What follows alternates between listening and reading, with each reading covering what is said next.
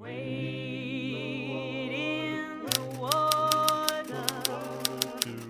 Wade in the water, children. Wade in the water.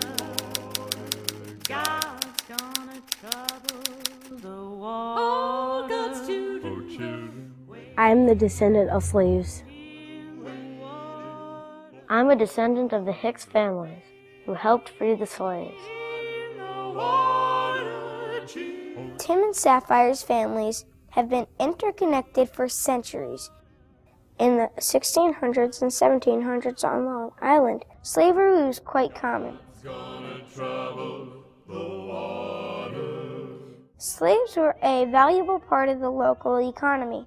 However, one group of people, the Quakers, the religious society of Friends, had a strong belief system that all people should be treated equally. The Quakers came to Long Island in the 1600s to escape religious persecution.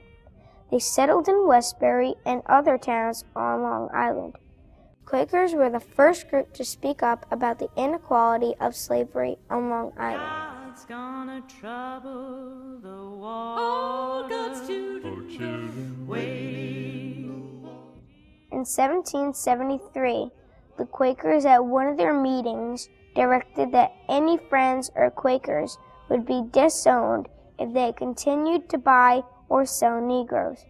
Elias Hicks, a prominent Long Island Quaker, began to visit families and convince them to free their slaves.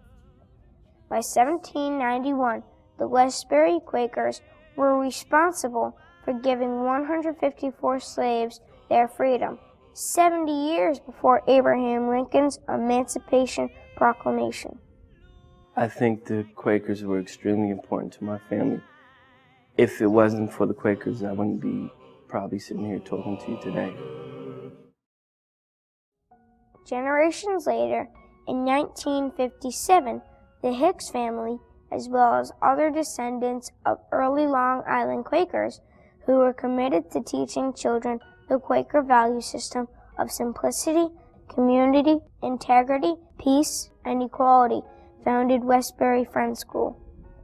My grandmother was one of the founders of the school and spent much of her time here, and so we did too. Today, our class is learning about the influence the Quakers had on the lives of slaves through the reading of the book Brother and Me by Professor Kate Velser, which relates the experiences of one slave family. Swing low, sweet chariot, coming for to carry me home. Swing low, sweet chariot, coming for to carry me home. There was slavery all over this country. In fact, that's how my father's great-great-great-grandfather first came to this country. He was a slave. New York, for more than 100 years, had slaves like the rest of the colonies. And historians know that some of these slaves were bought and sold right down on what today is called Wall Street. Slaves were considered to be the property of their owners. Sometimes slaves were set free by their masters. This was called manumission, which means to be set free. Being a small slave boy in 1763, I was afraid of being taken by a mean master. I went back to the street where my former master had his store. I thought that if I was lucky, I would find someone who would let me work for him. I hid in the back of a store, behind some stacks of wood. I knew the owner of the store was a kind man, like my former master had been. I hoped he would be kind to me. When the store owner found me, he told me I could not stay. It wasn't safe.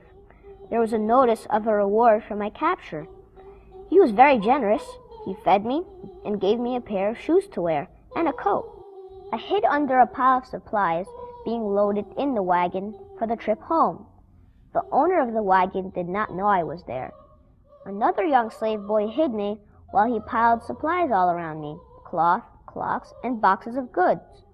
I was glad for the soft things.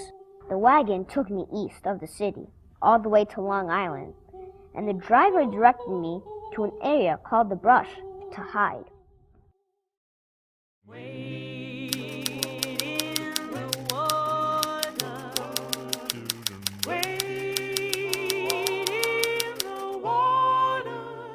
The Quakers began to play an important role in hiding fugitive slaves and aiding them in their journey toward freedom. They became part of what was called the Underground Railroad, an informal network of secret routes and safe houses used by slaves to escape to free states in Canada. On their journey to freedom along the Underground Railroad, escaped slaves would come to sympathetic Quaker homes on Long Island to hide and work for a modest wage. Many of their houses and barns had secret cupboards or hidden rooms where the Quakers would put their valuables, such as linen, for safekeeping. Linen is a very important part of this story. Quaker women would take the linen to make clothes and sheets and pillowcases. Their work became a very desirable and valuable commodity. The Quakers protected the slaves as they protected their valuables and hid them in their linen closets. The Hicks family has remained in Westbury since the late 1600s and throughout these years has continued to be a guiding force in bringing the Quaker values and testimonies to many on Long Island.